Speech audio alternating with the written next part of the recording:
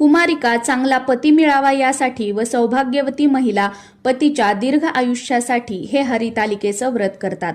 यंदा 2025 मध्ये 26 ऑगस्ट मंगळवारी हे व्रत आलेलं आहे। या व्रतामध्ये सर्वात महत्त्वाच्या मानल्या जातात त्या म्हणजे पत्री। पत्री म्हणजे काय? फळझाडं आणि फुलझाडं यांची पानं। स्पेशली 16 प्रकारच्या पत्री या पूजेमध्ये वापरल्या जातात।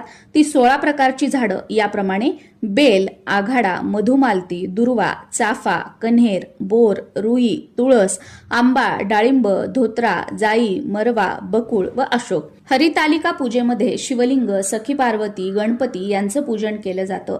शिवलिंग बनवण्यासाठी नदीकाठच्या वाळूचा उपयोग केला जातो, पण प्रत्येकालाच नदीकाठची वाळू उपलब्ध होईल असं नाही। तुम्हाला जर वाळू मिळाली नाही तर तुम्ही तांदळाचं शिवलिंग बनवू शकता। तांदळाचं शिवलिंग कसं बनवावं, मंत्र व आरतीसह पूजाविधी कशी करावी, उत्तर पूजा कशी करावी, हरतालिकेचा उपवास कसा करावा, या व्रताला काय खावं काय खाऊ नये अशी संपूर्ण माहिती असणारा व्हिडिओ प्रांजली जोशी या चॅनलवर अपलोड झालेला आहे। हरितालिकेचा उपवास दिवसभर रात्रभर केला जातो आणि दुसऱ्या दिवशी सूर्य उदयानंतर उत्तर पूजा करून हा उपवास सोडला जातो, किंवा बऱ्याच भागांमध्ये दुसऱ्या दिवशी गणपतीची स्थापना झाल्यानंतर गणपतीला नैवेद्य दाखवून हा उपवास सोडला जातो।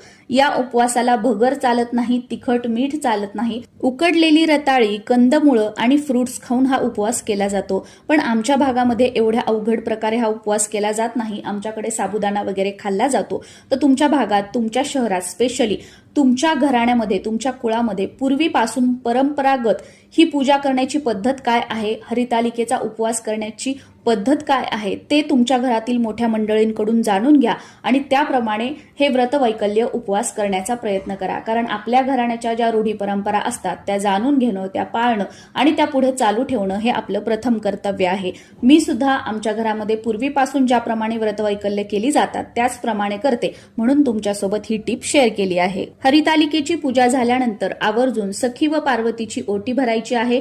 शिवलिंगाला हळद कुंकू अर्पण करायचं नाहीये। शिवलिंगाला हळदी कुंकवाने न रंगवलेली वस्त्रमाळ जी असते ती अर्पण करायची आहे आणि सखी पार्वतीला हळदी कुंकवाने रंगवलेली वस्त्रमाळ अर्पण करायची आहे। शिवलिंगाला पांढरी फुलं, बेलपत्र आवर्जून अर्पण करायचं आणि त्यानंतर पत्री अर्पण करायच्या व सखी पार्वतीला गजरा या दिवशी आवर्जून अर्पण करावा। व या दिवशी मंगळवार असल्याने आपल्या देवघरातील कुलदेवीच्या टाकावर किंवा मूर्तीवर अभिषेक करावा। कुलदेवीच्या टाकावर किंवा मूर्तीवर श्री सूक्तम म्हणून कुंकुमार्चन करावं किंवा तुमच्या कुलदेवीचा मंत्र म्हणत कुंकुमार्चन करावं।